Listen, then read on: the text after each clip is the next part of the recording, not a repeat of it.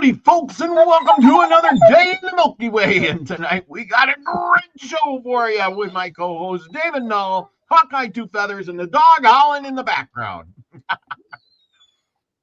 And as always, we welcome you with the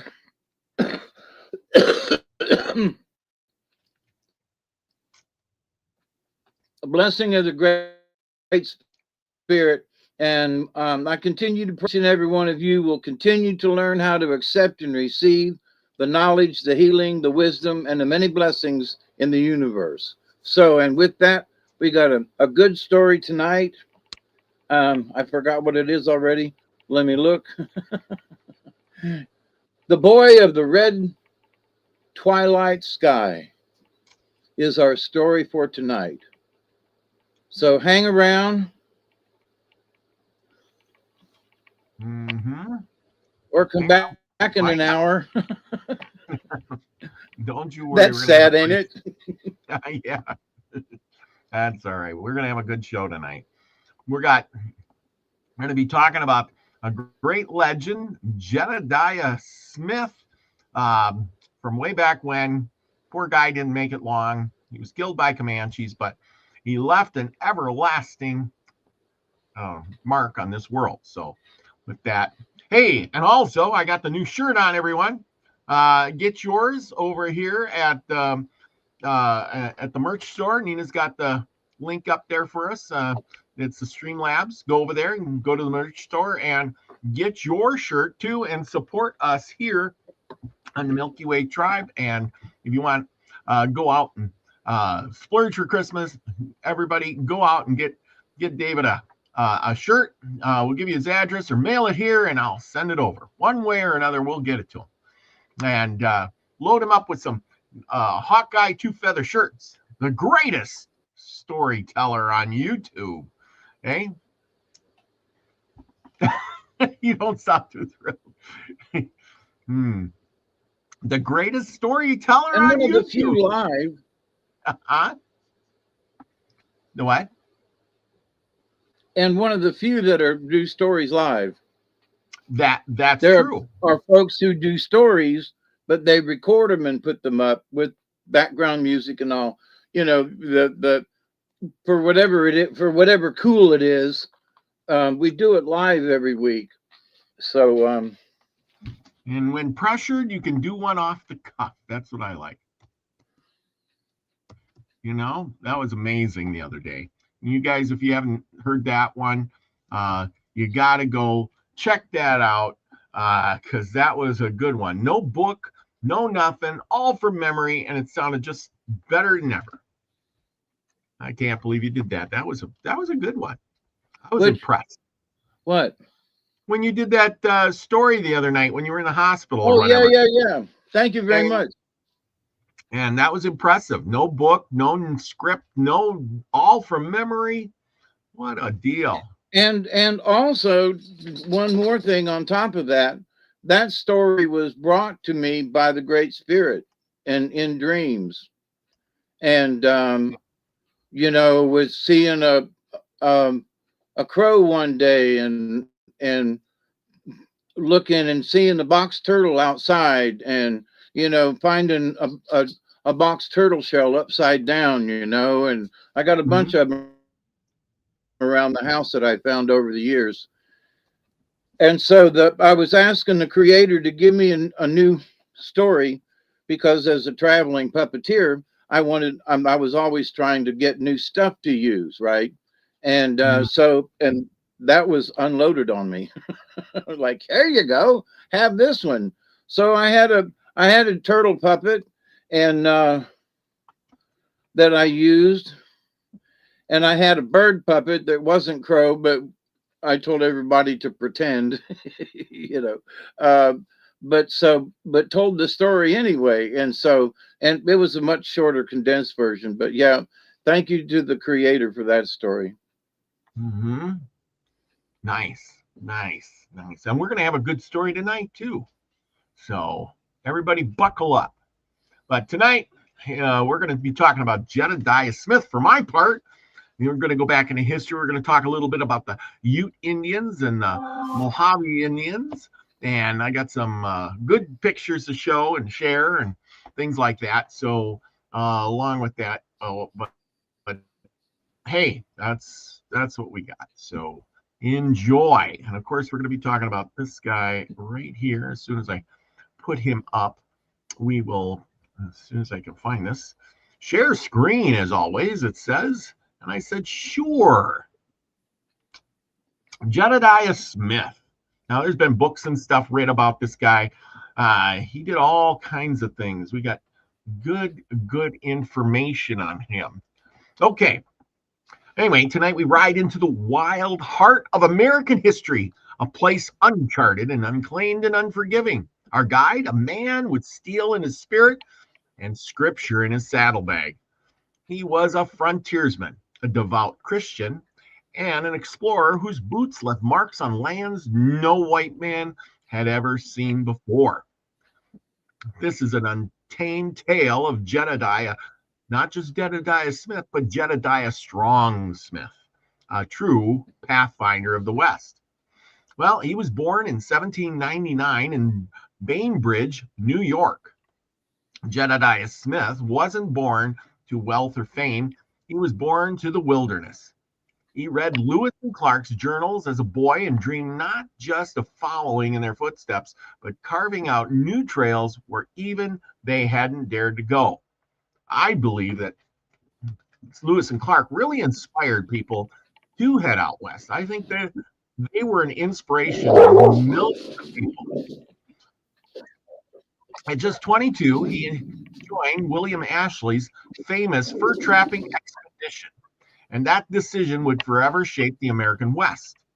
And within a year, Smith survived a grizzly bear attack so violent it ripped off his scalp and nearly took his life. And with his head stitched up by fellow trappers, Smith didn't quit. He kept going.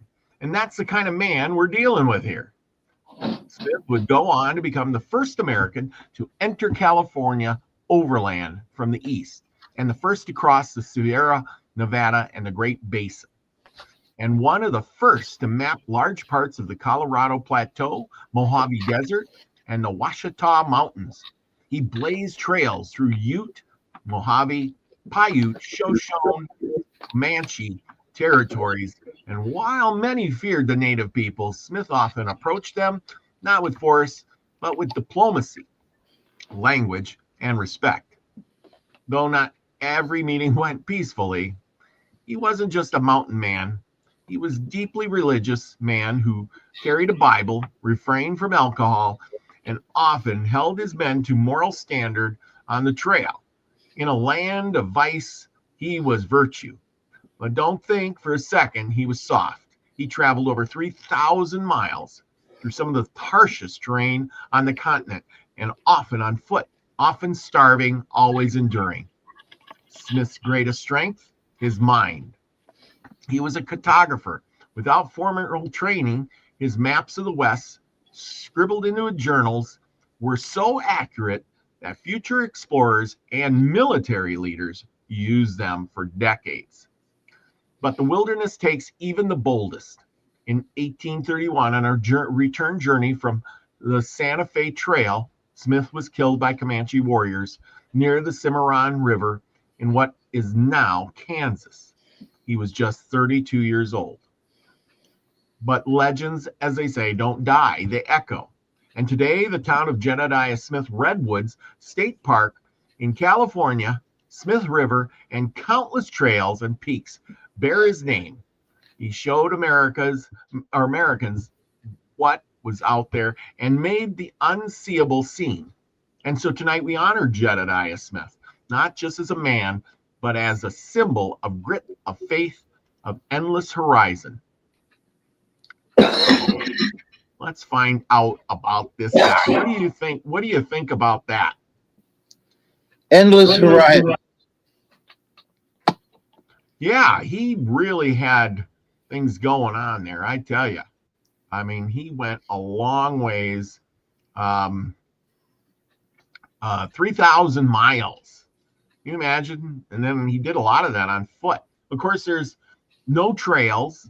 Remember, we talked about that last week where, hey, you got no trail. You're just rambling around out there, and Indians everywhere.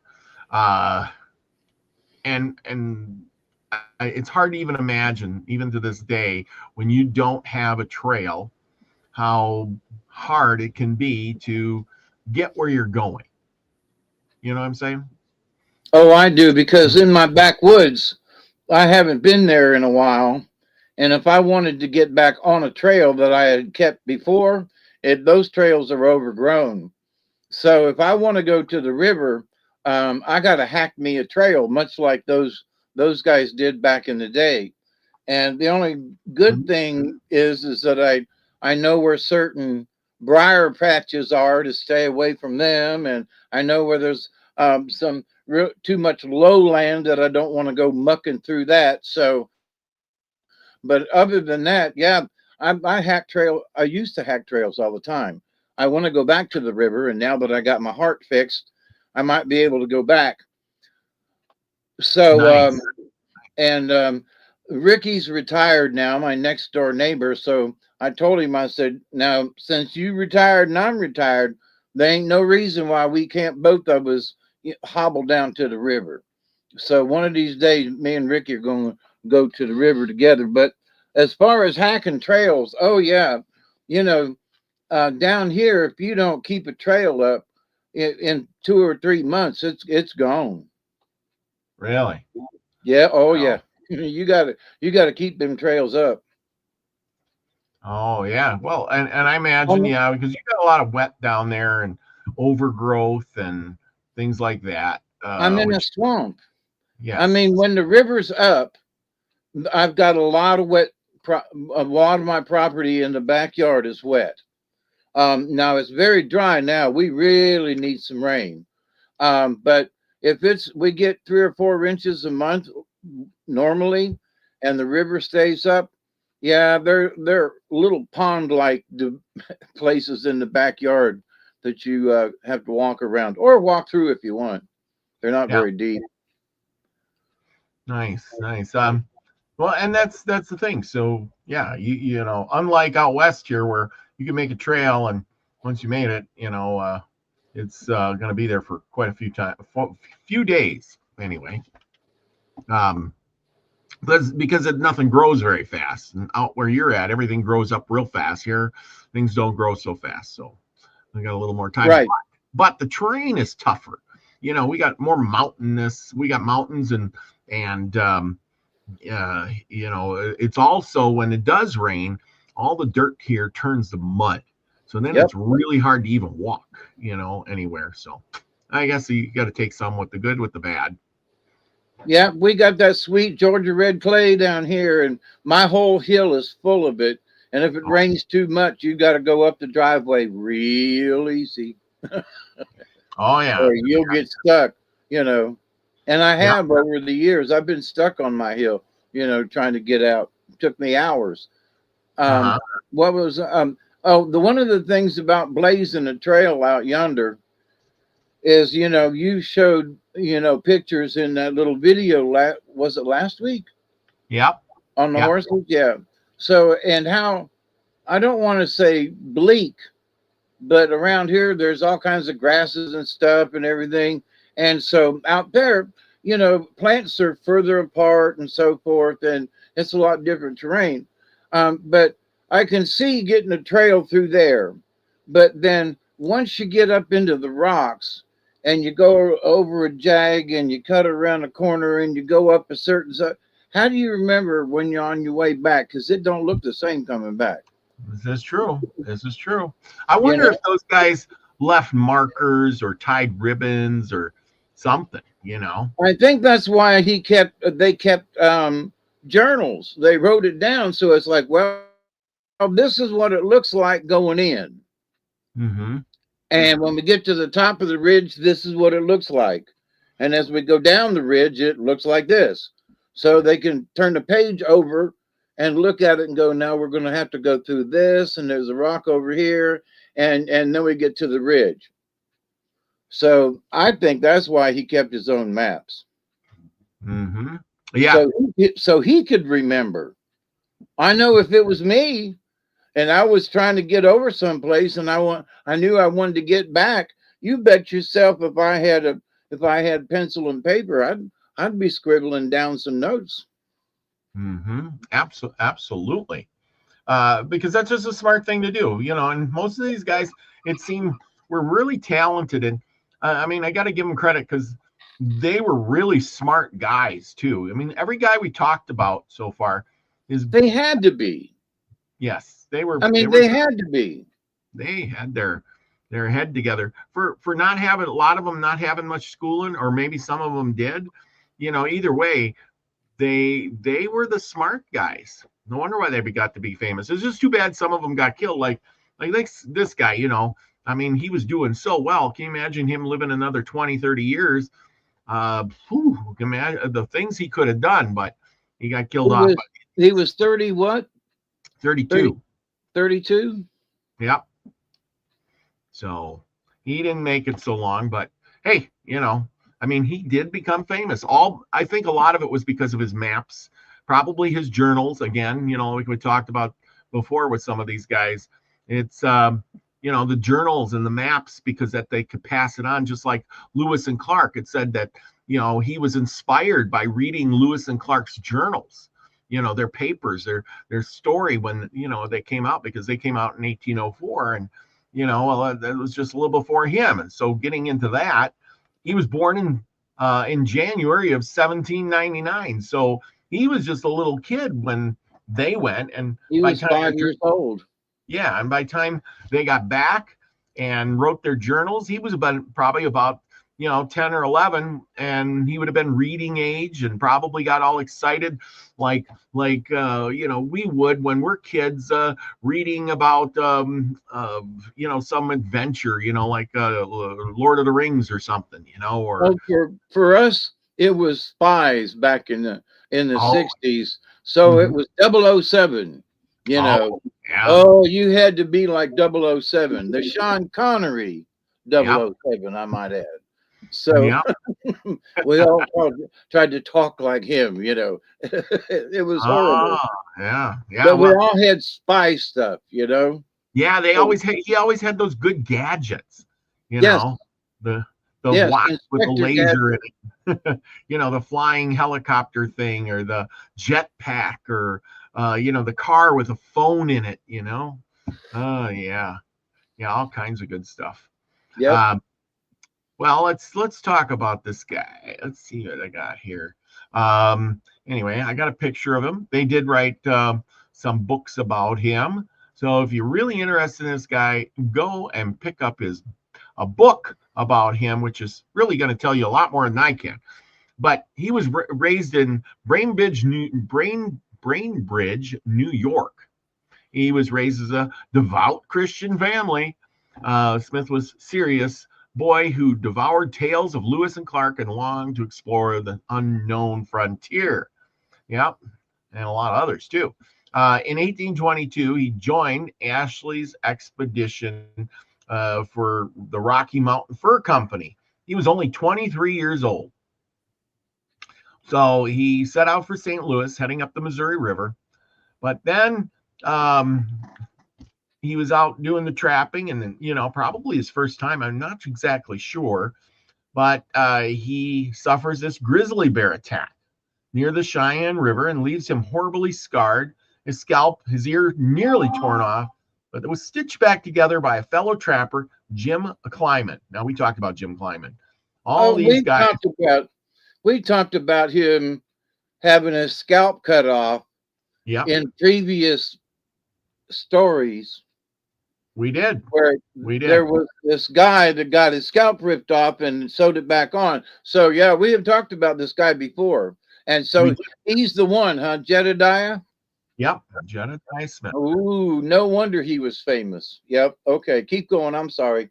Okay, well, in 1823 to 24, he did some Western expeditions. He went and he opened a South Pass in Wyoming, a crucial gateway through the Rockies, later used by the Oregon Trail pioneers.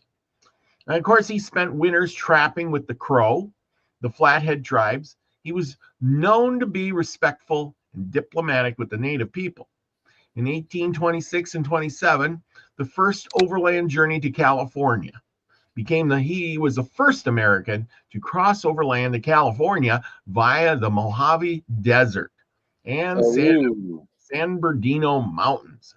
Now, if you all been there, you know what it's like.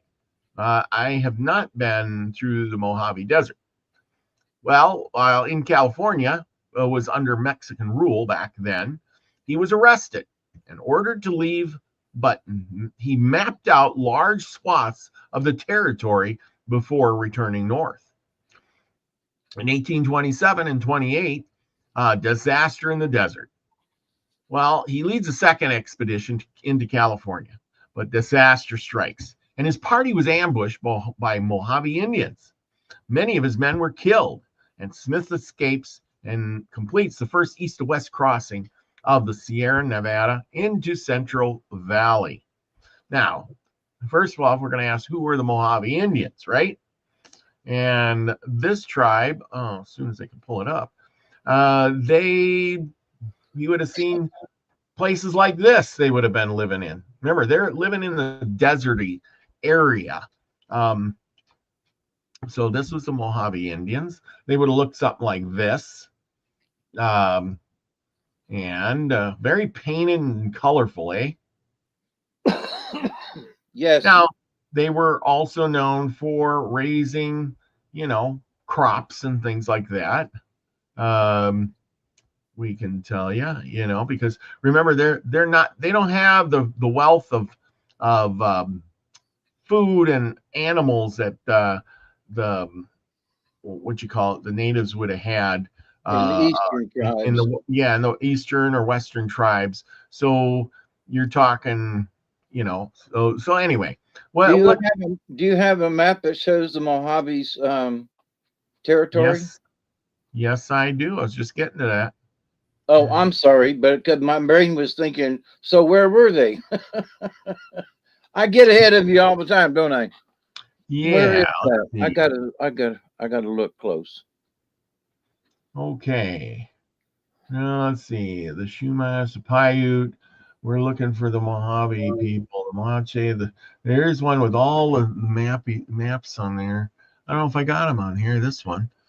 Oh, okay. Let me see. Maybe this is the one. Oh, the Mojave. Bullhead City, Lake Havasu City. You know where so that's Nevada. Yep. California, Arizona, I guess. Yep. And then what's that up above? Above here? Yeah, what's that state? I don't know. But anyway, it's by Lake Havasu. If I got a better, let me see if I got it on Las Vegas. No, this is the Ute. How come I keep pulling up the wrong maps? I'm hoping I got a map of the.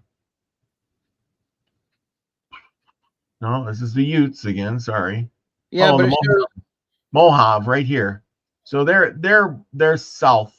Yeah, like you said, here is further, will you? Oh. Yeah, there you go. I can see it now. Right here. Yeah, so they're down. So they're down. Yeah, because we talked about the Zuni, the Hopi, but we really haven't talked about the Mojave Indians.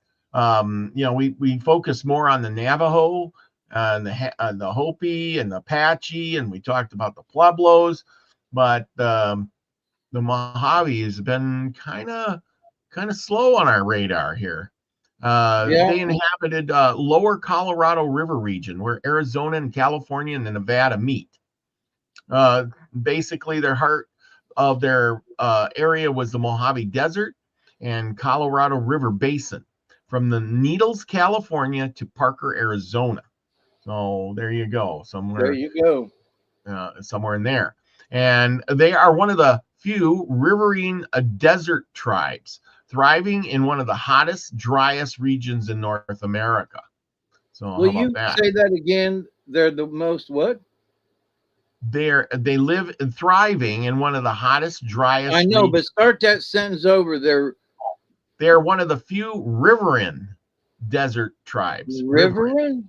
Yep. River INE. Riverine.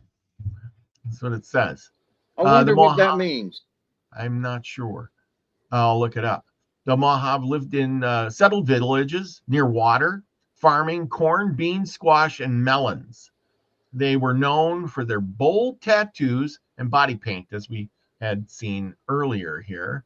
If we go back, and one more. Yeah, so here they had the fruits and vegetables, chilies, corn. Nope, that's too far. Yeah, body tattoos. That's what they were known for. Body paint and a mohawk hairstyle.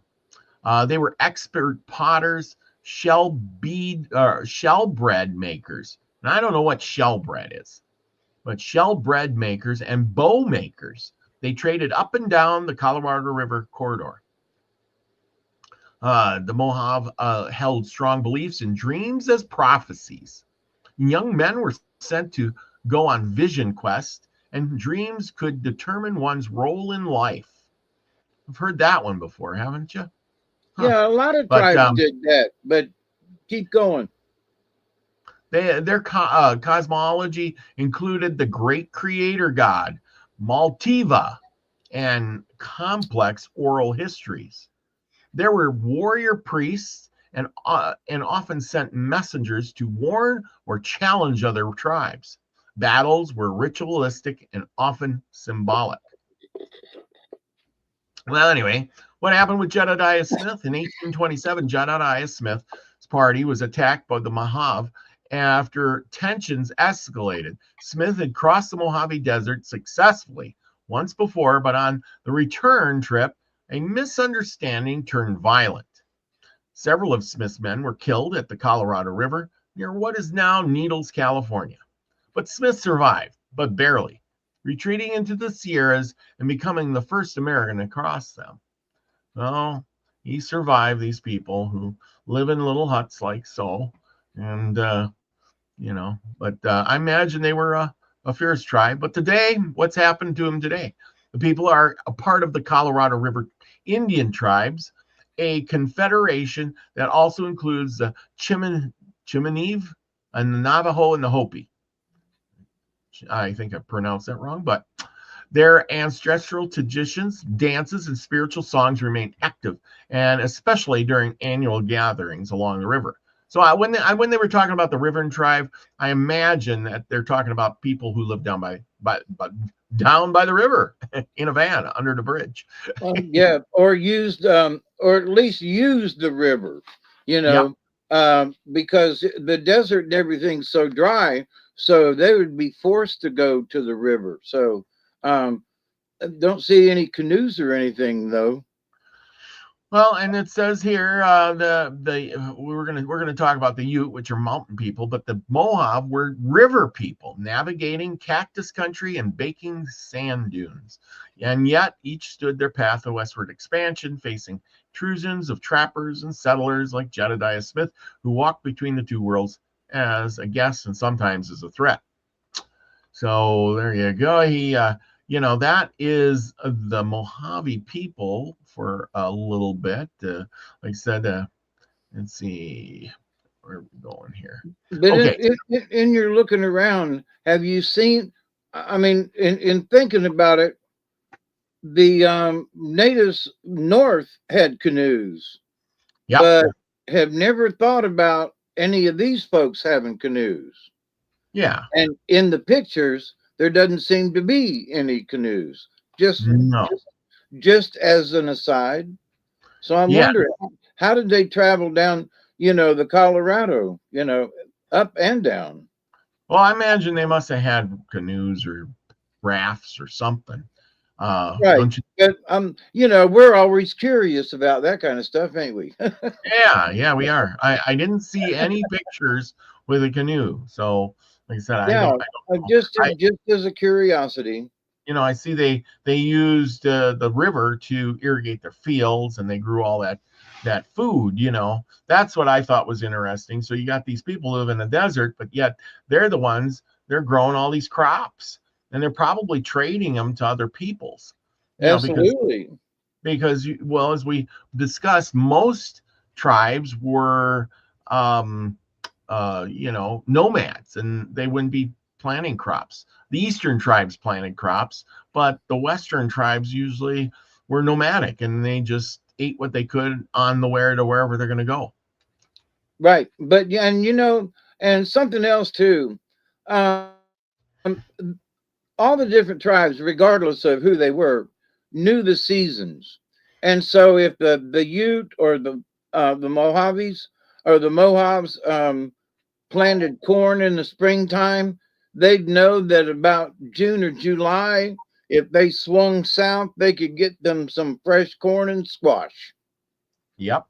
You know what I mean? So, and there's, no matter how you do it, if you plant enough, then there's usually too much fresh stuff and you can't get to it all.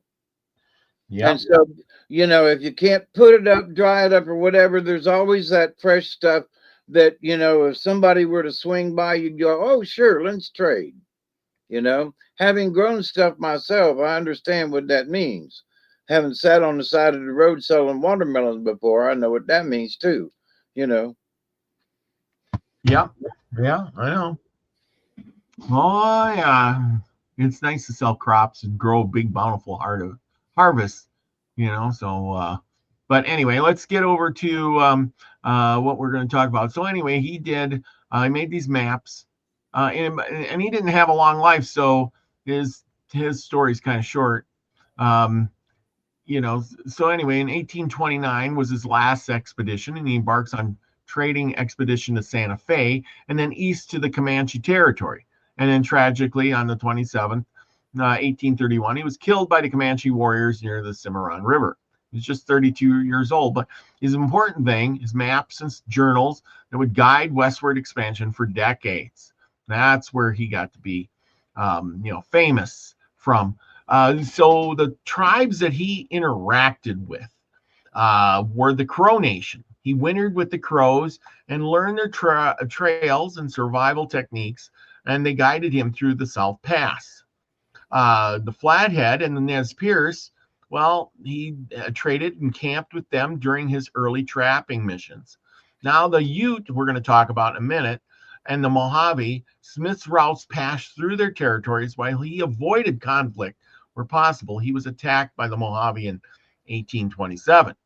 And the Comanche, unfortunately, his story ends here. And of course, he was ambushed and killed because the Comanche were very violent people on the plains. They were like the kings of the plains there, What was he known most for? He was one of the first Americans to overland to California, first to cross to the Sierra Nevadas, first to blaze a path through the Great Basin, and his maps were even used by John C. Fremont and others. We know John C. Fremont was one of those military guys who also buddied up with Kit Carson.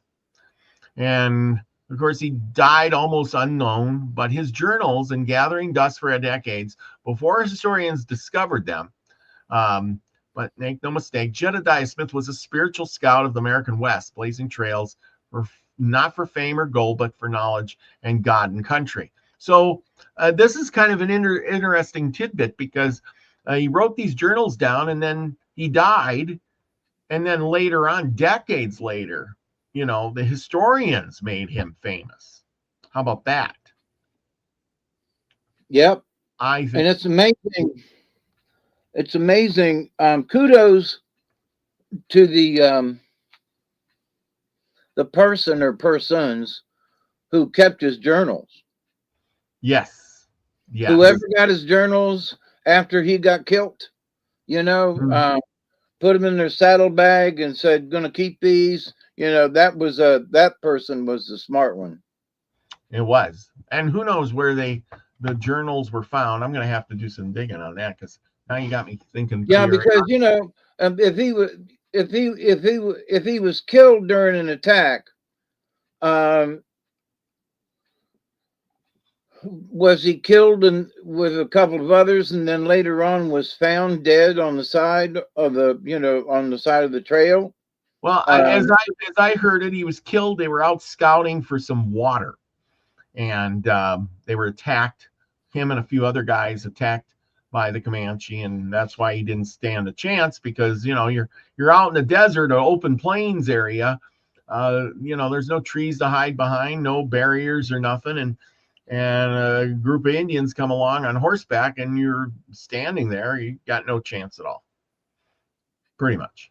Or very little. And if you go to run, it's they're going to be able to see you for miles because of the dust from your horse.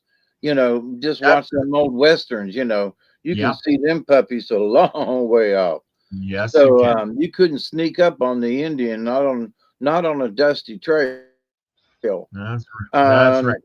I was going to say something, but never mind. Go ahead. We are going to talk a little bit about the Ute people, another tribe he interacted with, and we haven't really talked a lot about.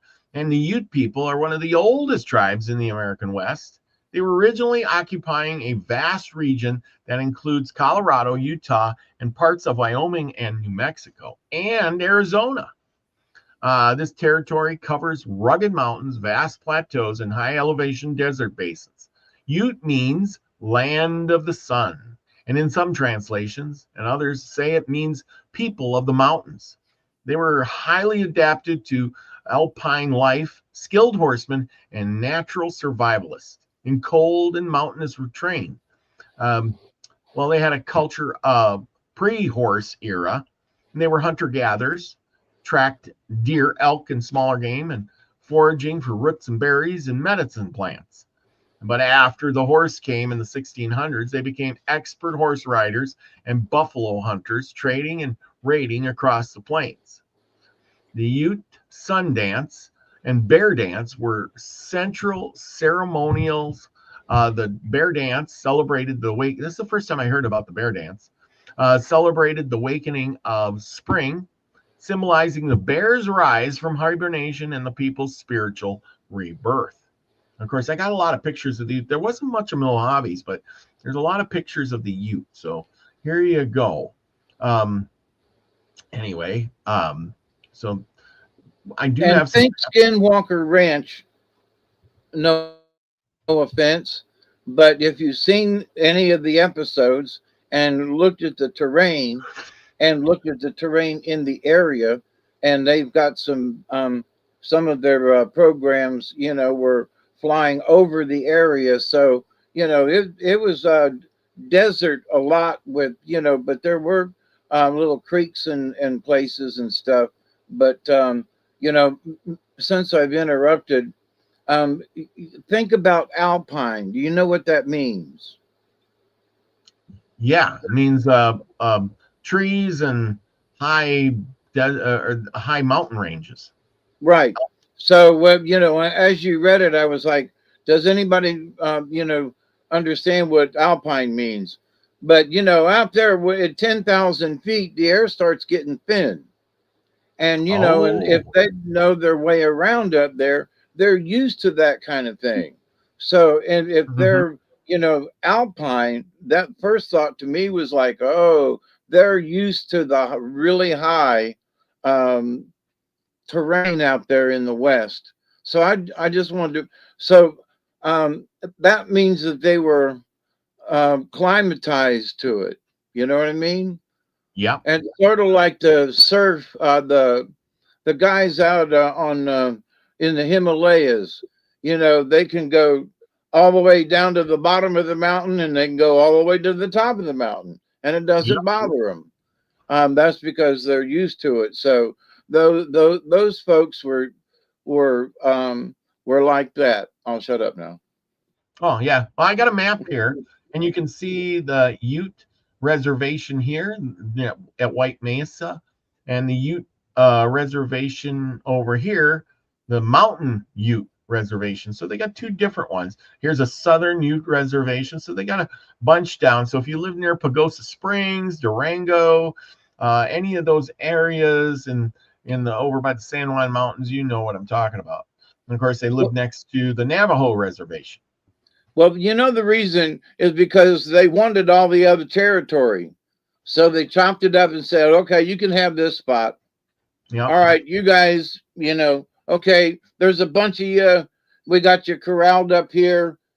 Okay, you can have that one towards the north there. Is that a green spot? Yeah, that's a green spot. Yeah.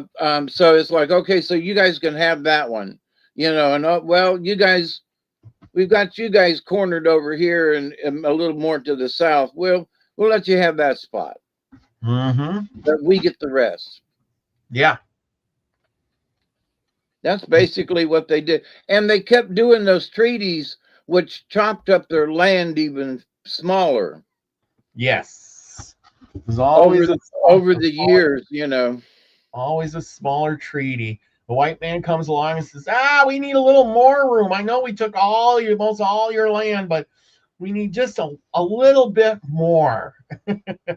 Look, we Right? killed another 5,000 of your tribe.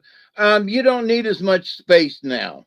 Come on now, just move it back a little bit and, you know, be good, be a good neighbor. That's pretty much it. God More almighty. maps here. Here's where you can see the reservation. Here's Four Corners right here, New Mexico, Arizona, Utah, and Colorado. And Colorado, that's the state I was looking for. they are right on the Four Corners. So if you go to Four Corners, you are going through the Ute reservations. So you can Now see. there is another Four Corners that's, you know, the Navajo, Yeah. Mm-hmm. which is further east.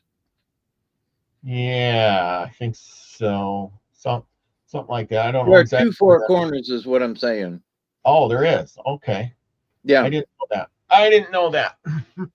That's a new one to me. I thought there was only one Four Corners. But anyway, so there you go. I'd like to go down there and check that out one of these days. Someday. And of course, there you go. Here's a better map. This is Utes and under their neighbors, the Arapaho TV. Oh, you can see all the different buildings that they had. The Arapaho had a teepee. The Pawnee had Earth Lodge. The brush home of the Paiute in the Western Shoshone. And zoom in on that. This one? No, yeah, but zoom in on Colorado. Oh, okay, yeah. All right, look at the right there. There's the Four Corners. Here. Yeah, is that the same one? Yeah. Mm-hmm. Because I thought the Four Corners was over near Nevada. No, I don't think so. I thought the Four Corners was right here with. That's what I thought. Yeah, there's only one Four Corners, I thought. Well, then the Navajo should be in there too, is my point. Yes. If you look here, we got the Apache, the Hopi, the Paiute, and I think the Navajo. Here's the Navajo right here. We talked about the Navajo right here. I can barely see it. Oh, that's better. Yeah. Lucky says the Four Corners. Four Corners in the United States where 4 states meet, the intersection of Arizona, Colorado, New Mexico, and Utah. See, there's only one Four Corner. Yeah, okay. Excuse me. Oh, here we go. He says the Four Corners Monument, Navajo Tribal Park, a site managed by the Navajo Nation where Arizona, Utah, so it's managed by the Indians, and New Mexico and Colorado meet. Nice. He says about the Alpine Zone. The Alpine Zone, high elevation mountains above the tree line. The zone is characterized as harsh conditions, a lack of trees, and specific alpine ecosystems with rocky slopes and cliffs and tundra. Nice. There you go. Thank you for that information. Yeah. He's always so helpful with that stuff. Yep. Same Four Corners. But anyway, yeah. My apologies. I must have had a dream of something else. Yeah. So you can see the different building types. Here's a nomadic one, the Shoshone, where they had teepees, and the Arapaho had teepees. So they're moving around people. Navajos had the Hogan, which is more of a settled house because it's made of earth and wood. And the Pueblo didn't go anywhere because they just built city or house on top of house on top of house and lived there for hundreds and hundreds of years. And of course, you got the Pawnee and the with the brush home. You got the Paiute and the Western Shoshone. Well, with the brush hot lodge, you're moving. You ain't staying there very long. I'd say.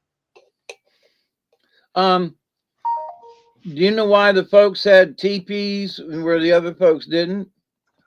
Well, yeah, they had the material to build a teepee, and then they moved around a lot. Imagine, because if you're not moving around, mainly it was because they had more. And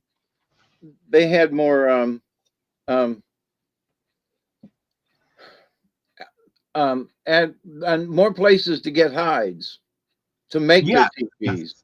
Yes. And so, if they got a bunch of buffalo, you can make a teepee, and feed your family for, 6 months. So, but that's one reason why I just let this. Well, you're right. You make your house out of what materials you have. Right. The Pawnee, they have an earthen lodge. Well, there's no trees. You pretty much don't have anything but earth to make it out of. The Pueblo didn't have any trees really to speak of, so most of their buildings were made out of clay or brick or whatever.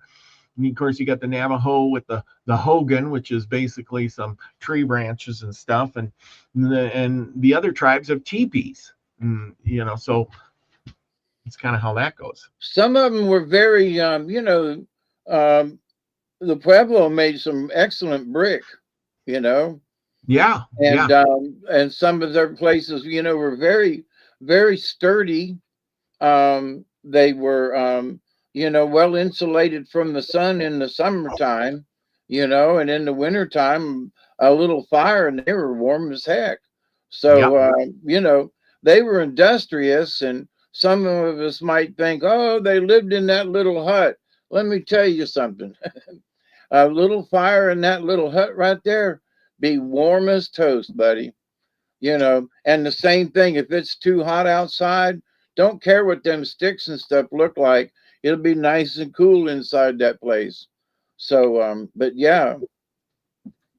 Absolutely. I have made similar shelters. And, down here, it's mostly palmettos, which make really nice shelters, You cut yourself on your fingers and such, but yeah.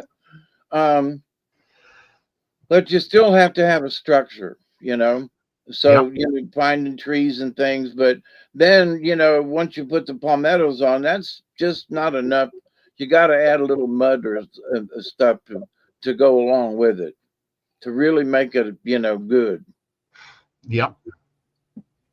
Absolutely. So Elderberry says, the lake in Utah was Navajo lands, and the land around the lake was supposed to be given to the Navajo, but they were never paid for the lands either.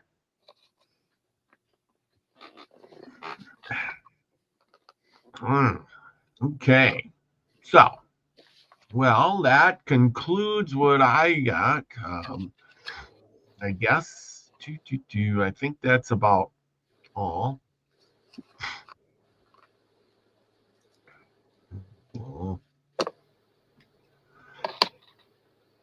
I gotta sneeze. Oh man.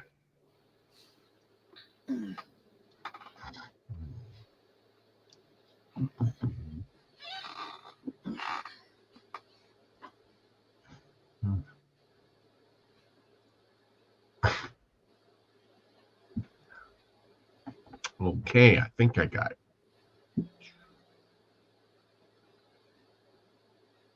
Why is it not giving me what I want? Oh, anyway, go ahead, get it out.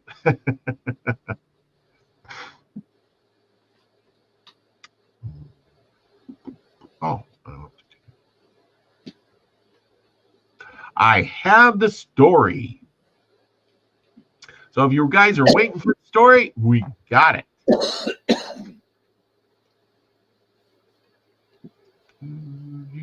Yeah, gonna be a good one. The boy of the red twilight sky.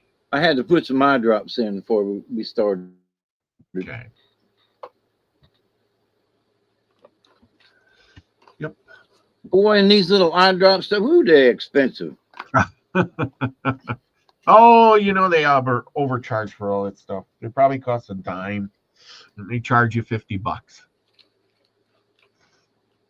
right? Well, you look at the little box, and then there's a little container in there, that's got the eye drops in it, and there's like this much eye drops in it, and oh boy, like you couldn't fill it up.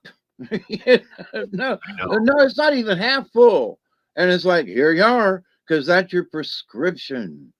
So many drops, so many, holy crap. So in the hospital, and also when they called the nurses have called me since, how many drops do you put in, Mr. Null? I don't know, until I can feel it in my eye really well, Is it 1 or 2, or could it be 3? Holy Jesus. I never thought to count how many drops I put in my eyes. And everybody I've talked to since then are like, I just told them 2 to 3. Okay. Yeah. That's a good answer. Yeah, there you go. But the fact that they ask you several times at different times, how many drops, Mr. Null? You want to catch you up on I put 10 drops in there. Well, if my eye's real scratchy, I kind of want to wash it out, That's right. And I'm not allowed to use water. It has to be a semi-sterile eye drops. Yeah. I can't use Visine because it constricts the eyes. Oh. So I have to use clear eye drops that just moisten and wet the eyes. Because it helps the eyeballs sort of float in there. And if they get dry, that means that there's not enough water in your eye system to float your eyeball just right. So anyway, oh, there's my glasses. I was looking for them. Yeah. Give me a second. I'm letting my eyeballs float. I can see better when I put the drops in. It is better, and especially when they get scratchy. So here's hoping everybody is doing well out there. And for those of you who might stick around till after this, there's going to be some cards drawn. So while this story is going on, you might be wanting to think about what you think is coming up. Absolutely. Or what you would like to come up. So put that in your hat while I'm doing the story. Okay, it's all yours. Hang on, I'm a-coming. Ooh, that better. A drink of coffee. Where's my story at?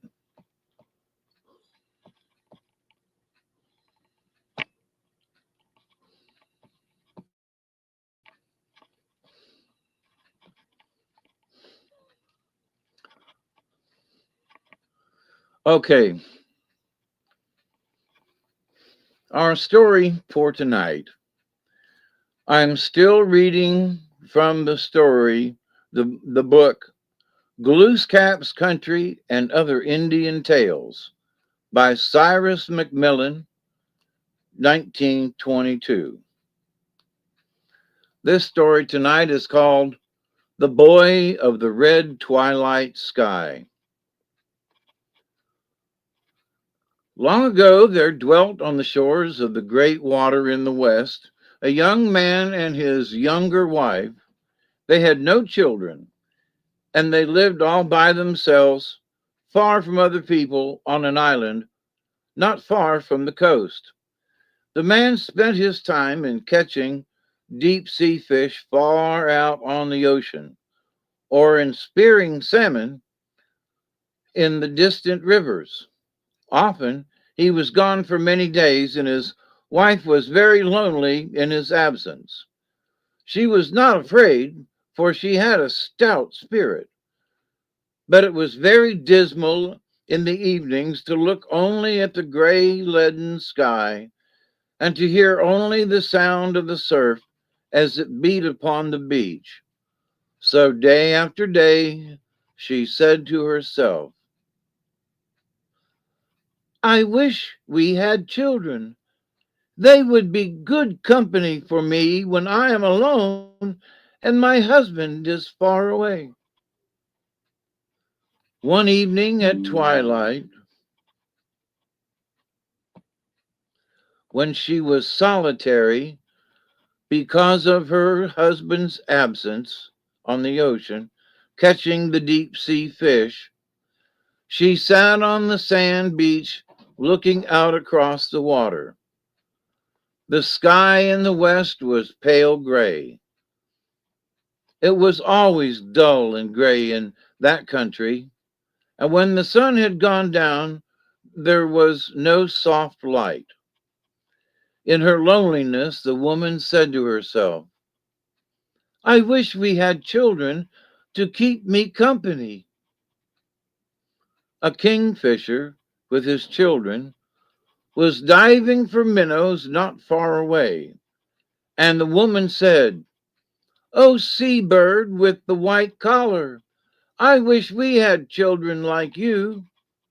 And the kingfisher said, Look in the seashells, look in the seashells, and flew away. The next evening, the woman sat again upon the beach, looking westward at the dull gray sky. Not far away, a white seagull was riding on the waves in the midst of her brood of little ones. And the woman said, Oh, white seabird, I wish we had children like you to keep us company. And the seagull said, Look in the seashells, look in the seashells, and flew away. The woman wondered greatly at the words of the kingfisher and the seagull. As she sat there and thought, she heard a strange cry coming from the sand dunes behind her. She went closer to the sound and found that the cry came from a large seashell lying on the sand. She picked up the shell, and inside of it was a tiny boy crying as hard as he could. She was well pleased with her discovery, and she carried the baby to her home and cared for him. When her husband came home from the sea, he too was very happy to find the baby there, for he knew that they would be lonely no more. The baby grew very rapidly, and soon he was able to walk and move about where he pleased. One day, the woman was wearing a copper bracelet on her arm, and the child said to her, I must have a bow made from copper, made from the copper on your arm. So to please him, she made him a tiny bow from the bracelet and two tiny arrows. At once, he set out to hunt game, and day after day, he came home bearing the products of his chase. He brought home geese and ducks and brant and small seabirds and gave them to his mother for food. As he grew older, the man and his wife noticed that his face took on a golden hue, brighter than the color of his copper bow. Wherever he went, there was a strange light. When he sat on the beach looking to the west, the weather was always calm, and there were strange, bright gleams upon the water. And his foster parents wondered greatly at this unusual power. But the boy would not talk about it. When they spoke of it, he was always silent. It happened once that the winds blew hard over the great water, And the man could not go to catch fish because of the turbulent sea. For many days he stayed on shore, for the ocean, which was usually at peace, was lashed into a great fury, and the waves were dashing high on the beach. Soon the people were in need of fish for food. And the boy said, I will go out with you, for I can overcome the storm spirit. The man did not want to go, but at last he listened to the boy's entreaties, and together they set out for the fishing grounds far across the tossing sea. They had not gone far when they met the spirit of the storm, coming madly from the southwest where the great winds dwelt. He tried hard to upset their boat, but over them he had no power, for the boy guided the frail craft across the water, and all around them the sea was calm and still. Then the storm spirit called his nephew Black Cloud to help him, and away in the southeast they saw him hurrying to his uncle's aid. But the boy said to the man, Be not afraid, for I am more than a match for him. So the two met. But when Black Cloud saw the boy, he quickly disappeared. Then the spirit of the storm called Mist of the Sea to come and cover the water, for he thought the boat would be lost if he hid the land from the man and the boy. When the man saw Mist of the Sea coming like a gray vapor across the water, he was very frightened. For all of his enemies on the ocean, he feared this one most. But the boy said, He cannot harm you when I am with you. And sure enough, when the mist of the sea saw the boy sitting smiling in the boat, he disappeared as quickly as he had come. And the storm spirit, in great anger, hurried away to other parts. And that day, there was no more danger on the sea near the fishing grounds. The boy and the man soon reached the fishing grounds in safety, and the boy taught his foster father a magic song with which he was able to lure fish to his nets. Before evening came, the boat was filled with good, fat fish, and they set out for their home. The man said, Tell me the secret of your power. But the boy said, It is not yet time. The next day, the boy killed many birds. He skinned them all and dried their skins. Then he dressed himself in the skin of a plover and rose into the air and flew above the sea. And the sea under him was gray like his wings. Then he came down and dressed himself in the skin of a blue jay and soared away again. And the sea over which he was flying was at once changed to blue, like the blue of his wings. When he came back to the beach, he put on the skin of a robin with the breast of golden hue like his face. Then he flew high, and at once the waves under him reflected a color as of fire, and the bright gleams of light appeared upon the ocean, and the sky in the west was golden red. The boy flew back to the beach, and he said to his foster parents, Now it is time for me to leave you. I am the offspring of the sun. Yesterday my power was tested, and it was not found wanting.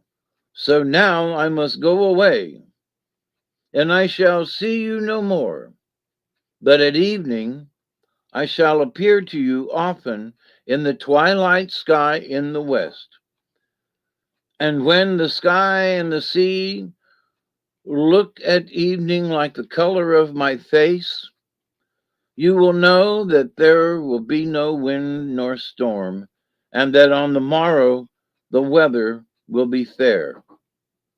But although I go away, I shall leave you a strange power, and making and always when you need me, let me know your desires by making white offerings to me, so that I may see them from my home far in the west.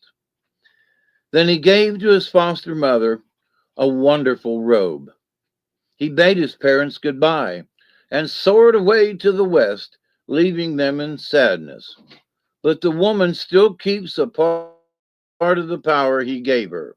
And when she sits on the island in a crevice in the dunes and loosens her wonderful robe, the wind hurries down from the land and the sea is ruffled with storm. And the more she loosens the garment, the greater is the tempest. But in the late autumn, when the cold mists come in from the sea, and the evenings are chill, and the sky is dull and gray, she remembers the promise of the boy, and she makes to him an offering of tiny white feathers plucked from the breasts of birds. She throws them into the air, and they appear as flakes of snow and rise thickly into the winds. And they hurry westward to tell the boy that the world is gray and dreary as it yearns for the sight of his golden face. Then he appears to the people of earth. He comes at evening and lingers after the sun is gone until the twilight sky is red and the ocean in the west has gleams of golden light. And the people then know that there will be no wind, and that on the morrow the weather will be fair, as he promised them long ago. The end.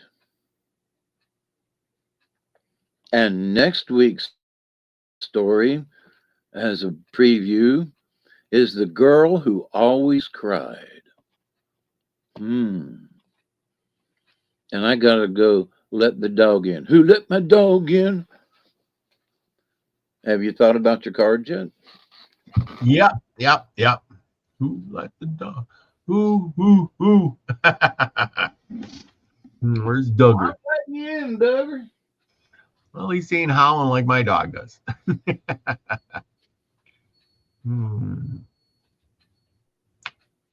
But anyway, I hope you all enjoyed that story. What a great story. Where you at, dog? Oops. You been beating on the door. Duggar, where you at? Yep. Anyway. What did I do to this thing? It didn't work. Anyway. Thank you all. Lucky's got his picked out. Beaver, elk, deer, porcupine, and frog. I think all of them are right. We do have a frog. We do have a beaver, elk, deer. I think there is a porcupine. Come to think of it. Come on now. Chloe, I know you got one. Witchy Moon, come on. Take your best shot. Elderberry, come on. Everybody can participate. It's free of charge. Right. That's right. So everything else costs money, but this is free. Yep. No, it's no charge Tuesdays. And you get a great message with it. So I'm coming. It's a twofer. Great message and a pick of cards for free. Yeah, gotta love it. Oh. Okay, I got to. I'm shuffling. Right. So I'm gonna go with Eagle.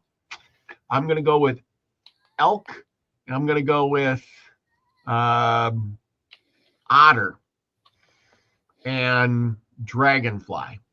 There you go. Oh, Chloe's got some guesses. Eagle, duck, bear, butterfly, and owl. I don't think there's a duck. Is there? No duck. But Swan. Swan, yes. Goose. And she swan. she started out as a duck. So Yep. I'm a beautiful swan. Look at me. I'm a beautiful swan. A beautiful one. A beautiful. It's so beautiful. and I'm an ugly damn bear. Okay, the cards are shuffled, so the spirits will guide my fingertips here. I'm guessing they have over the last few whiles. What are you doing, you crazy dog?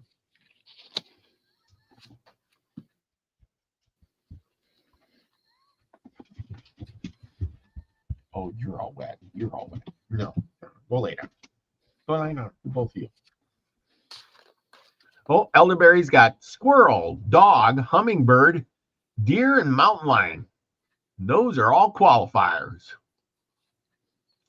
So there you go. We got quite the spread.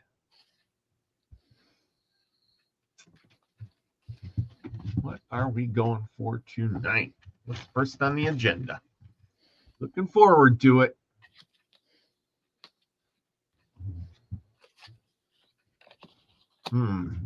Maybe links. We had links last week. We got 2 cards up. Okay, what do we got?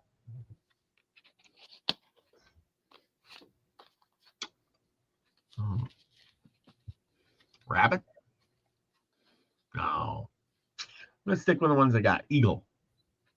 Yep. Elk. Dragonfly. Eagle's the first one. Oh, I'm right on the money this week.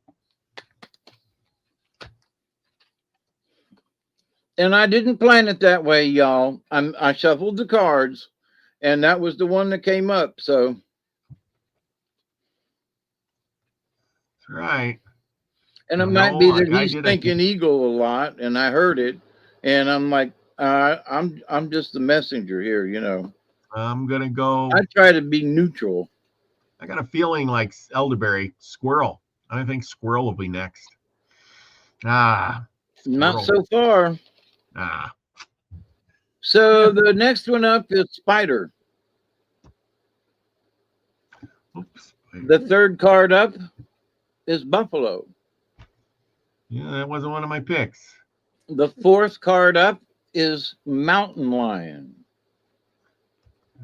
The last card I picked, but I still got some choices. The last card is raven upside down, and it's the only card upside down. Mountain lion, raven. We had raven last week, didn't we?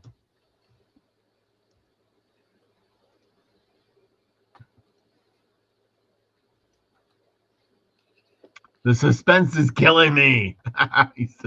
The next card is porcupine. Oh, straight man, up. Right on the money. Rocky's got one. Porcupine.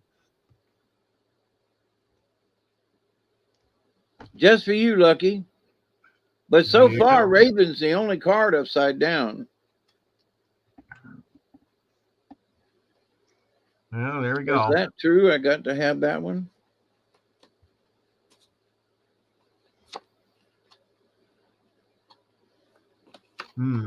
We're waiting. Wait. I'm still. Oh yeah, that's fine. That's fine. You take your time. Spirit's telling you what. I haven't had spider and buffalo in a while. Yep, we haven't had spider or buffalo and spider for a while. A long time. Yeah, it's been a while.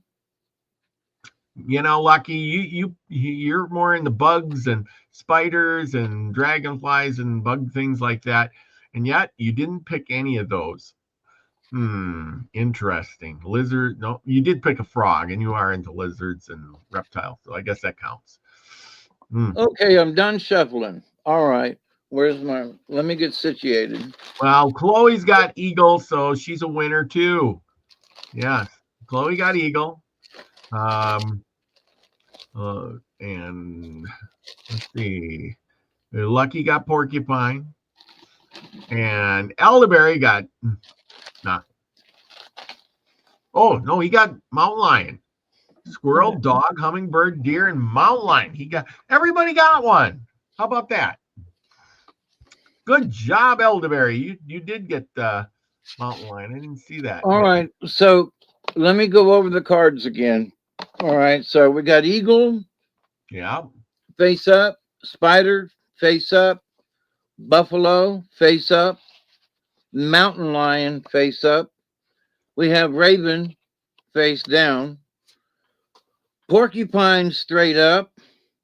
And there's a decision. I've got moose and elk, and dragonfly is a mix here at the end. Oh my gosh. So it's something about the moose and the elk that need to have a chat with us. And dragonfly was like, I need to be in there too. So, all right. So let me get the book out. I hope y'all are doing well. And I hope that this reading tonight will help you in some way. And number one in the book is eagle.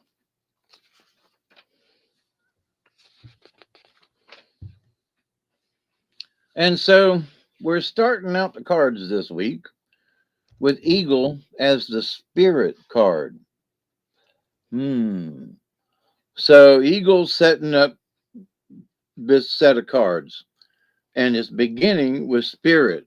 Okay, so y'all think about that. Eagle medicine is the power of the Great Spirit, the connection to the divine. It is the ability to live in the realm of the spirit and yet remain connected and balanced within the realm of the earth. If you pulled this symbol, eagle is reminding you to take heart and gather your courage. For the universe is presenting you with an opportunity to soar above the mundane levels of your life. The power of recognizing this opportunity may come in the form of a spiritual test. In being astute, you may recognize the places within your own soul, your personality, your emotions, or your psyche that need bolstering or refinement. By looking at the overall tapestry, Eagle teaches you to broaden your sense of self. Broaden your sense of self beyond the horizon of what is presently visible. So, if you've been walking in the shadows of former realities, Eagle brings illumination. So if you've been in darkness, if you've been hanging around and, your brain's been in muddy places, Eagle is the light source. So right away, it's a good thing. We're talking about spirit. We're talking about illumination. Eagle teaches you to look higher and touch grandfather's son with your heart. To love the shadow as well as the light. See the beauty in both, and you will take flight like the eagle. Now, the next one up is spider. Now, that's good medicine just to start with there. So now we go to the end of the book. Oh, I went right to the page. How about that? Spider is weaving. Spider weaving webs of delight. Weave me a peaceful world, carrying creation in your web, waiting to be unfurled. Eagle saying, there's a message coming, right? Spider's weaving. Spider wove the web that brought the humans the first picture of the alphabet. The letters were part of the angles of her web. Deer asked Spider what she was weaving and why all the lines looked like symbols. Spider replied, "Why, dear, it is time for Earth's children to learn to make records of their progress in their Earth walk." And Deer answered Spider, "But they already have pictures that show through symbols the stories of their experiences." "Yes," Spider said, "but Earth's children are growing more complex, and their future generations will need to know more. The ones to come won't remember how to read the petroglyphs." So Spider is weaving the webs. Spider weaves webs of fate for those who get caught in her web and become her dinner. This is similar to humans who get caught in the web of illusion in the physical world and never see beyond the horizon into the other dimensions. Now, what did Eagle just say? To look beyond the horizon, to see further. Dun, da, da, da. So Spider is given Eagle is backing up the Eagle card. Spider brings a message of a different kind when she sees you becoming a bit too involved in the weaving of your life to take notice opportunities at the outskirts of your web. In other words, you might be paying too much attention to this area here when you might need to feel out there or over here or go back over here or check out the different edges of the web is what Spider's saying. Spider gets your attention so that you notice that something you have woven has borne fruit. Congratulations. In other words, something that you have done, whatever it is, you can cook a big dinner for a bunch of folks. That could be it. So whatever you have spun in your life. So Spider's backing up Eagle. Look beyond your horizons and pay attention. Don't get caught in any sticky webs along the way. Number 19 is Buffalo. Ooh, there it is. Now, good card to come after those two. Prayer and abundance. In the Lakota tradition, it was the white buffalo calf woman who brought the sacred pipe to the people and taught them how to pray. The bowl of the pipe was the receptacle that held tobacco, an herb with male and female medicine. The stem of the pipe represented the male entering the female and seeding her life. In the coming together of male and female, the connection to the divine energy of the Great Spirit was made. As the pipe was loaded with tobacco, every family in nature was asked to enter into the pipe and share its medicine as prayer and praise to the heavens. The smoke was considered to be visual prayer and was very sacred and cleansing.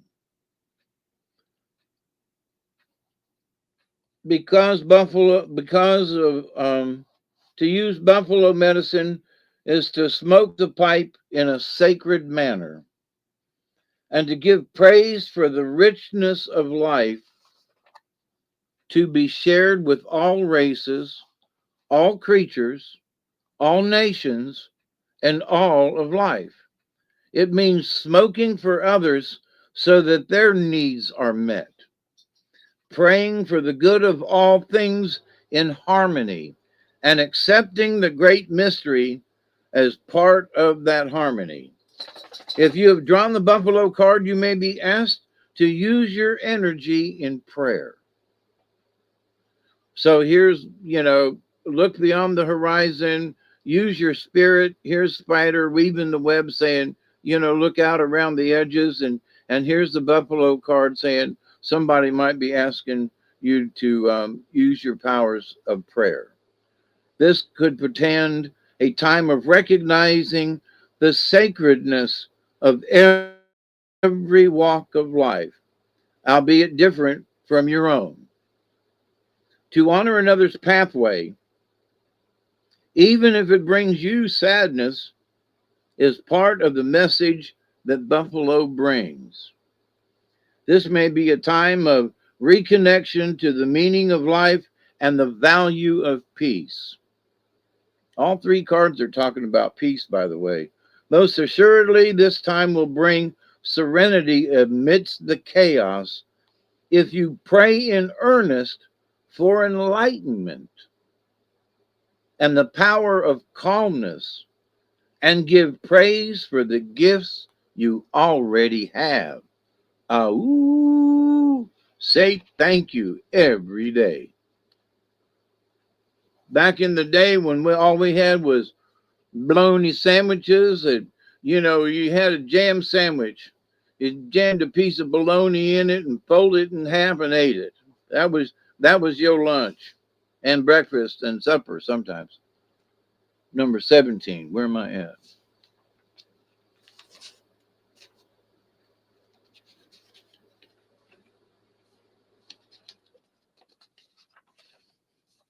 Now, we had lynx before, but I can't remember the last time we had mountain lion. Mountain lion is leadership. Look at that one coming in right after buffalo. How about that? Mountain lion can be a very difficult power totem for you to have because it places you in a position to be a target for the problems of others. You could be blamed for things going wrong or for always taking charge when others cannot. You could become the perfect justification for the insecurities of others. So mountain lion involves lessons on the use of power in leadership. So we're coming out of the spiritual thing. Buffalo is saying, you might be needed for prayer and etc. But buffalo and strength also. And now here's mountain lion coming out saying leadership's involved. By observing the graceful pounce of mountain lion, you will learn how to balance power, intention, physical strength, and grace. Think about it. All cats are graceful in their own way. They might be clumsy, and even being clumsy, there's still a gracefulness. Try to throw them upside down, they'll land on their feet every time, right? So, but anyway, if mountain lion has come to you in dreams, it is time to stand on your convictions and lead yourself where your heart takes you. That's an interesting one, right? So the leadership might not be of other people. It might be about yourself. You can lead yourself out of a situation. That's a good one.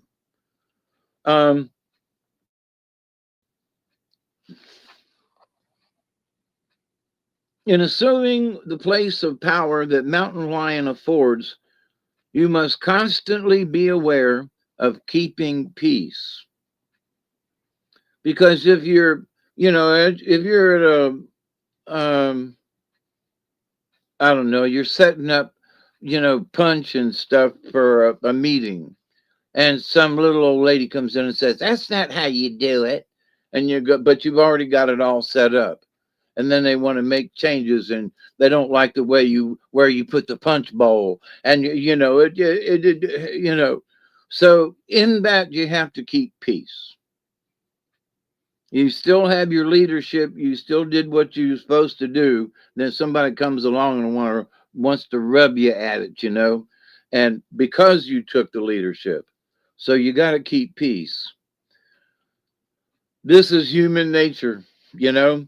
Therefore, the first responsibility of leadership is to tell the truth. Know it and live it, and your example will filter down to the tiniest cub in the pride. Responsibility is no more than the ability to respond to any situation. Panic is not part of this sacred medicine. So you've got leadership, you've got peace, and you've got to be patient because panic is not part of this sacred medicine. Ooh, I hope you're I hope this is making sense, y'all. Because I can see where it's sort of leading. Now, Raven is the keeper of records, I think. Number 16. There it is. The next page back. Well, magic, Raven is. Raven, black as pitch, mystical as the moon. Speak to me of magic. I will fly with you soon. Throughout time, Raven has carried the medicine of magic. This has been true in many cultures across the planet. It is sacred in the medicine ways to honor Raven as the bringer of magic. If the magic is bad medicine, the carrier may be honored out of fear rather than out of respect. Those who fear Raven may do so because they have been dabbling in dark arts. Raven magic is a powerful medicine that can give you the courage. Here's courage. Buffalo bringing it in, you know. Eagle. Raven gives you the powerful medicine that can give you the courage to enter the darkness of the void, which is the home of all that is not yet in form. So if you dream about something, if you want to wish about something, oh, I'm going to pave the driveway next week, okay? That those are things that have not yet been formed. The void is called the Great Mystery, and the Great Mystery has existed before all other things became into being. Great Spirit lives inside the void and emerged from the Great Mystery, and Raven is the messenger of the void. Now, upside down, contrary. Reverse is not to be taken lightly. It can mean that the boomerang is coming home. If you have wished harm to another, beware. You have asked for this harm to teach you in turn a lesson and makes you in turn what it feels like. If you've not been wishing evil on another, contrary Raven may be warning you that you are not equipped to move into another level of consciousness unless you have mastered the one you are currently with. Oh, that is so the message right there.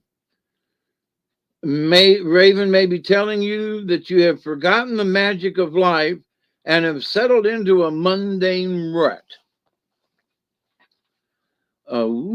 If this rut suits you and you do not want to experience the extraordinary magic in your life, ask Raven to fly through your dreams and give you a taste of its medicine. If you do, you may never be the same again. Contrary Raven may also pretend a time of smoky, confused messages that you cannot see or hear because your intellect is insisting that magic is not real. If you cannot imagine or pretend Due to your lack of faith in magic or miracles, no faith in healing can take place. Raven may be pecking at your door to your consciousness, but you will not receive unless you clear the smoke and seek other realms of imagination and awareness where magic lives. Now, that doesn't mean you're going to have a magic wand. The magic of life, the magic of Mother Nature, there's a lot of magic things that don't require any spells.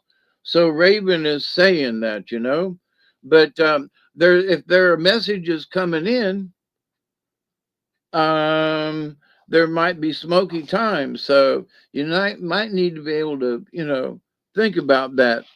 And what do you do in case of a lot of smoke? Get down on the floor. Get to a lower location. Now, the next one up is porcupine, which is interesting. We haven't had porcupine in a while.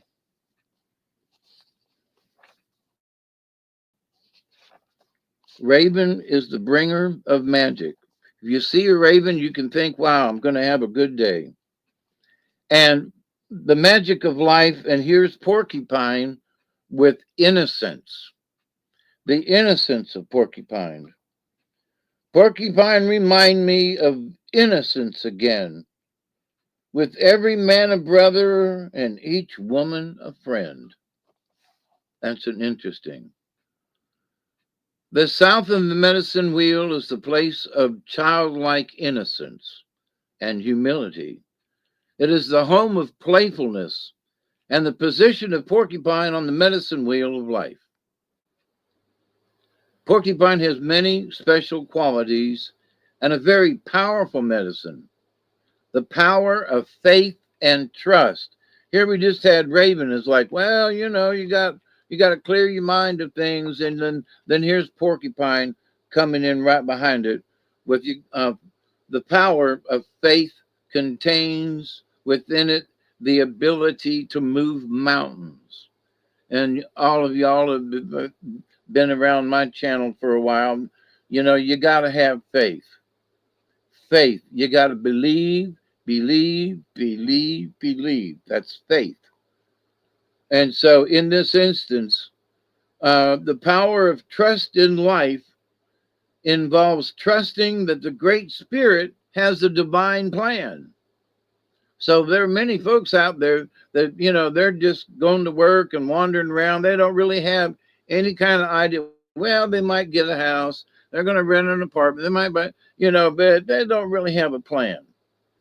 Or why they're really here, And then the drugs take over and the beer and the alcohol. I know because that's what I did at a young age. If you were to observe porcupine, you would immediately notice its quills. Yep. And these quills are only used when trust has been broken between porcupine and another creature.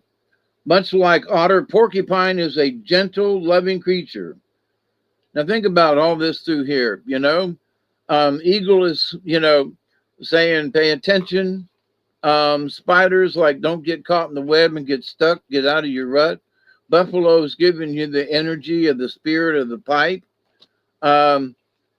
Mountain lion is giving you the leadership qualities and the power of patience.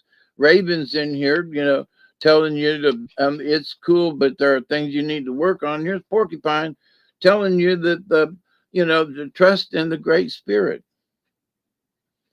Through understanding the basic nature of this animal, you may come to understand your own need for trust and faith and for becoming like a child again. So the innocence of porcupine. In choosing the porcupine card, you have given yourself a gentle reminder not to get caught in the chaos of the adult world where fear, greed, and suffering are commonplace. We got the spider card that says don't get caught in the web. Remember the preciousness of fantasy and imagination. Maybe you go see the movie Tron. That's what I want to do. And the making of some game or toy for nothing but scraps. Honor the playfulness of spirit that lets everybody win. That's Porcupine. Now, I got 3 other cards here at the end, and I can see where they sort of relate. Now, I'm going to the Dragonfly first, number 27.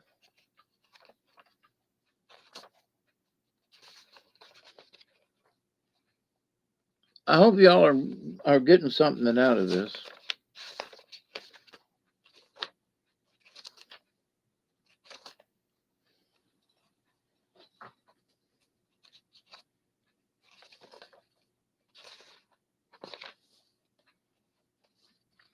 It's amazing that I picked all the cards right side up, except Raven so far. And I got 2 cards at the end here, and one of them is Elk upside down. We'll see. Now, Dragonfly is the illusion. So coming into the cards, so Porcupine, patience. You got to have faith. Got to have faith that the Creator's got a divine plan. And here's Dragonfly with illusion. Now, the illusion is not about having faith. The illusion is what other people try to tell you. They try to sell you an illusion when you need to follow your heart, and you need to follow what Porcupine's doing and what Crow's doing. And, the web that Spider's weaving for the good, So Dragonfly medicine is of the dream time. And the illusionary facade we accept as a physical reality. The iridescence of Dragonfly's wings reminds us of colors not found in our everyday experience, and that's true. Dragonfly's shifting of color, energy, form, and movement explodes into the mind of the observer, bringing vague memories of a time or place where magic reigned. Gotta admit, looking at dragonflies and how they fly, and I saw 2 of them connected together and wondered which direction they were flying in, and then realized what was going on. Some legends say that Dragonfly was once a dragon, and that dragon had scales like dragonfly's wings. Dragon was full of wisdom and flew through the night, bringing light with its fiery breath. The breath of dragon brought forth the art of magic. There's magic again. Coyote tricked dragon into changing form, and the shape of its new body became like dragonflies. And accepting the challenge to prove its power and magical prowess, dragon lost its power. Now, to a warning to this is just bumped in here. Mountain Lion's giving you the courage for the leadership of something, even if it's just the courage to stand up and do something for yourself. But we have to remember that there may be times in our lives when there seems to be challenges for us to prove our power or to prove something to somebody. Well, I can throw the ball farther than you. No, I can throw it farther than you. Bet you a dime, So but sometimes it gets out of hand when you got to prove something. So you got to be careful because dragon lost its power. Dragonfly is the essence of the winds of change. Ooh, so here we're coming into spirit cards, bringing you up here, and Dragonflies, winds of change. If the change, messages of wisdom, see, messages coming in, and enlightenment. That's where the cards are saying, enlightenment. And the communications from the elemental world. So if you think about dragonfly, you know, they hang around with the little people all the time, right? So if dragon has flown into your cards today, you may have forgotten to water your plants. I watered half of my plants. I still got more. On another level, you may need to give thanks to the foods you eat for sustaining your body. On the psychological level, it may be time to break down the illusions you have held that restrict your actions or your ideas. Remember that was in the dream time before things have come, you know, so here you are being sort of warned again.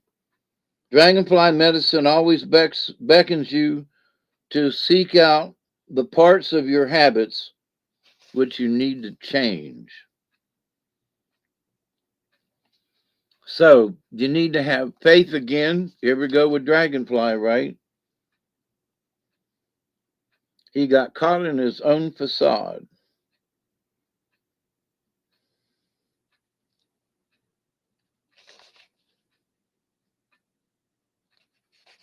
Now, the next two cards, one is elk and one is moose.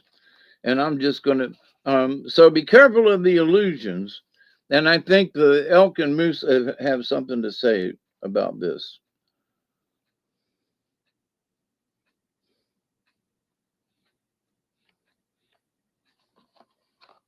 Yep.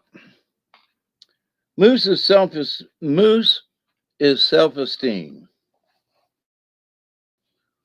Moose is found in the north of the medicine wheel. That's interesting because porcupine is found in the south. So we got representation of two parts of the medicine wheel, which is interesting. As in buffalo. Buffalo's also in the north. How about that? So we got two northerners and porcupine in the south.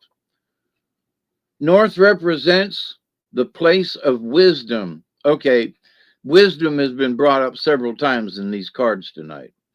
Self-esteem is the medicine of moose because it represents the power of recognizing that wisdom has been used in a situation and that recognition or a pat on the back is deserved.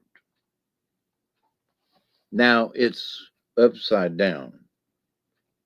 Well, no, I'm sorry. It's elk that's upside down.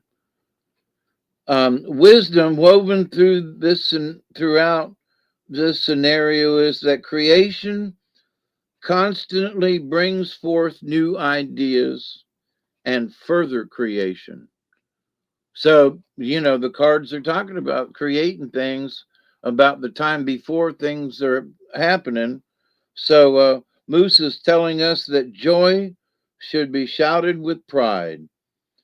Wisdom in doing this shouting is that the joy is catching.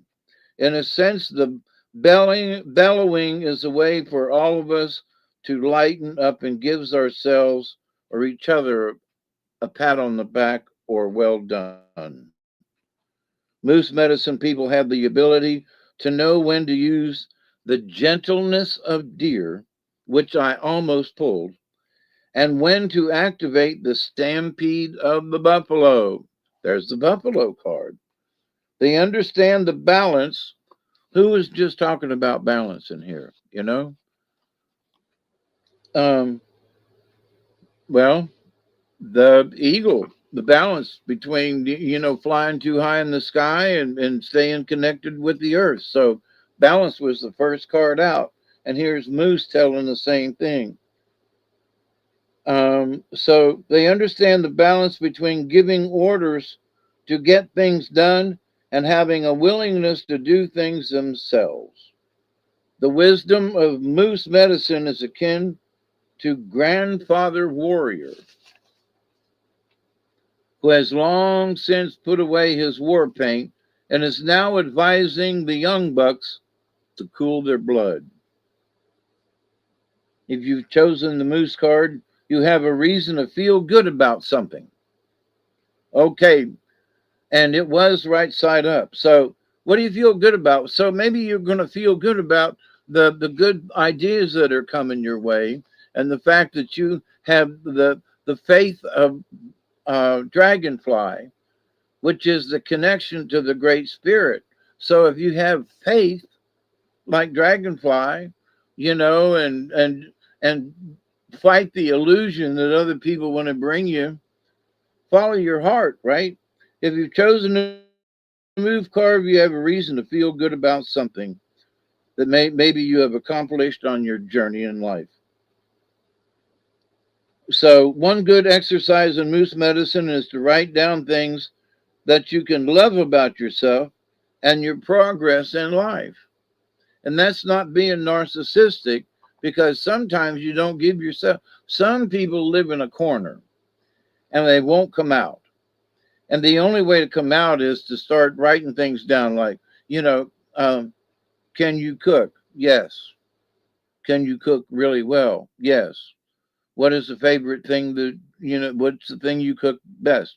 Biscuits. Everybody loves my biscuits. All right. So you start writing down things that are the good things. And it might be simple, but as you go down the list, it encourages your heart to go, I do things. I still can do things. It's 73. I can still do some things, not much, but I'm still able and trying to get better. So, so in that medicine, don't forget to share the findings with your friends that would understand, because they might need the encouragement as well. So encouragement from yourself can be encouragement for others, especially if you use some patience. And think about Dragonfly, because he's the connection to the Great Spirit. Now, the last card upside down, I can't believe that they actually need to be here.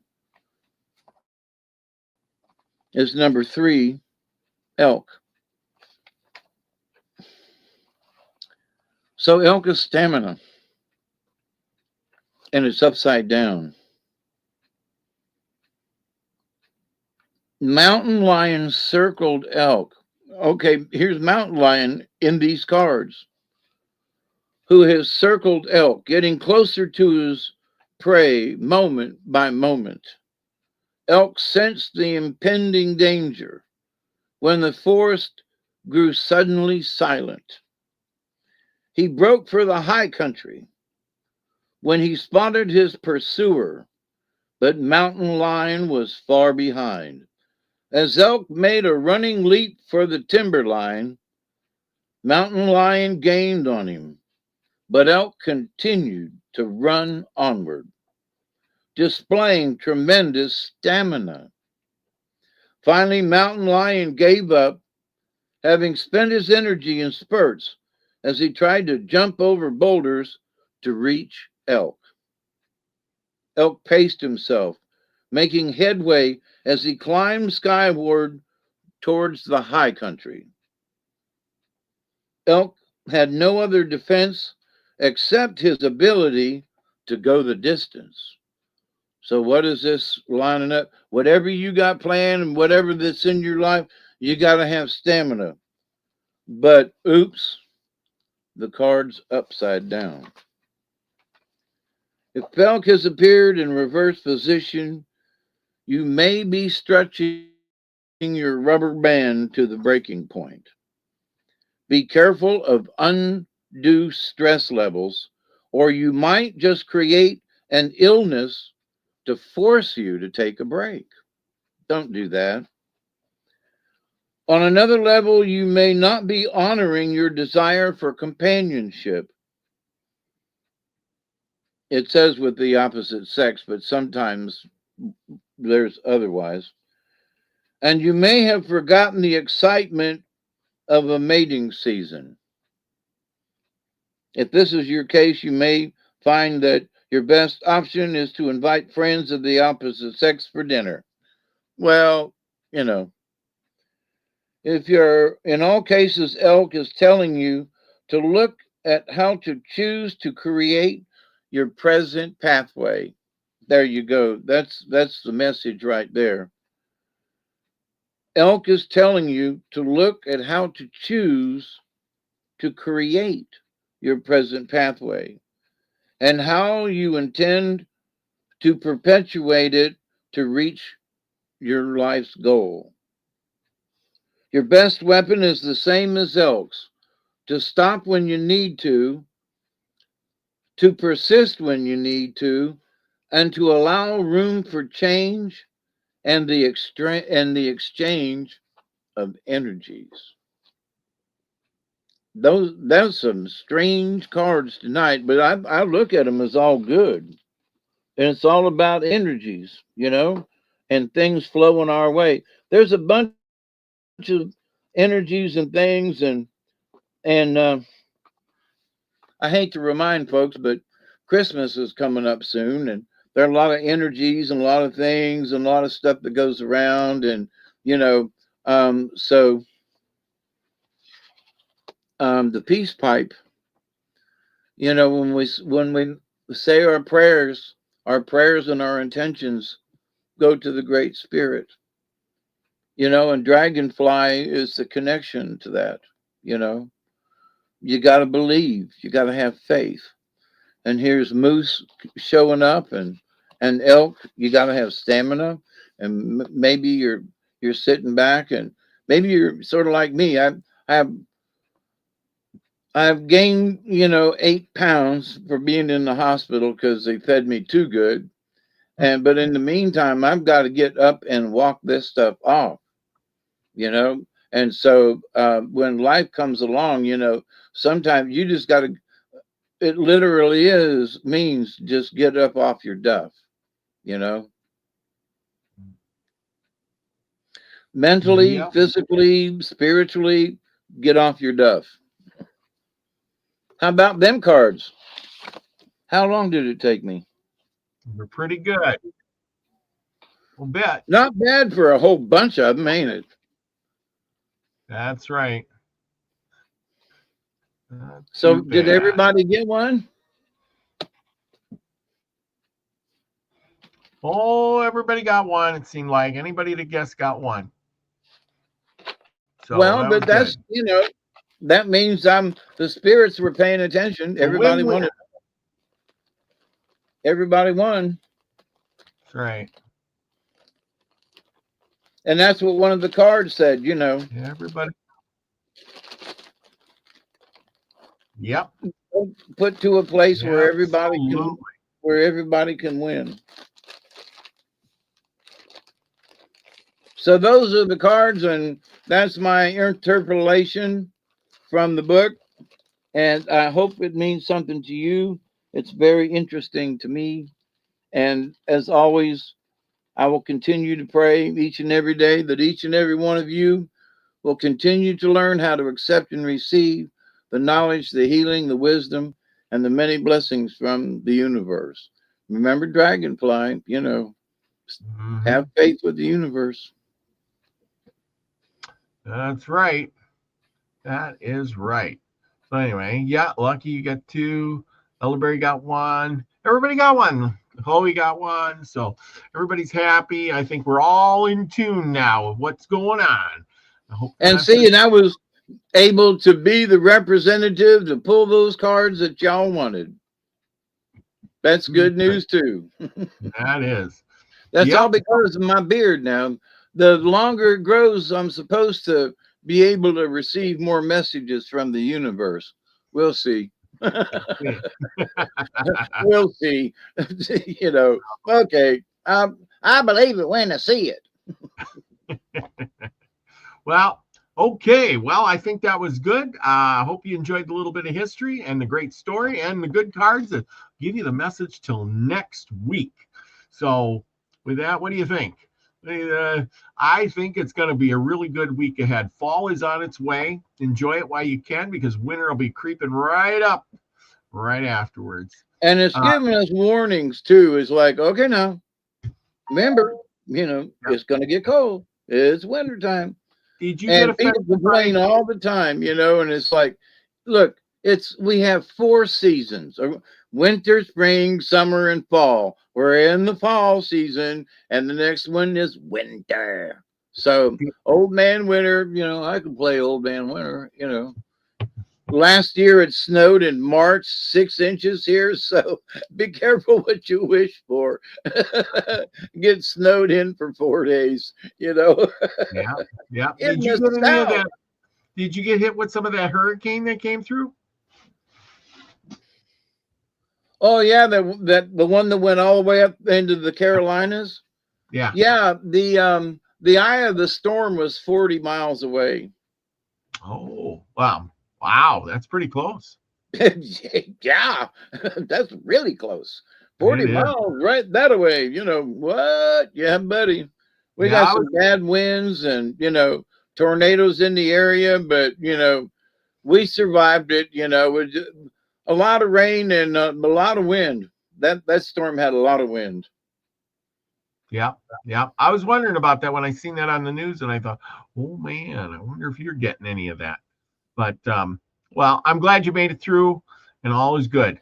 And same with everybody else. I hope all is good. Getting ready for winter. I'm going to be doing the same, and we will join you next week, same time, same channel, right here. I see Lucky got some of that storm too. We got a lot of that nor'easter up here in New England. Yeah, that's right. Oh, the one that's going on right now. Yeah. Yeah, there you go. Anyway, with that, remember, just be careful, everybody. We want you to come back and join us next week. Remember to go get one of these shirts and support us and help us out. And that's what we're going to be doing. We're trying to get the word out there and get the people coming to the show. So enjoy the shirts. Go out and get yours for Christmas. Yeah, you know, so it's all good. Enjoy and be nice to your neighbor. Most all, be nice to yourself. And with that, everybody, remember, be the frequency you want to receive, everyone. Love y'all. Peace, everybody. Cheers.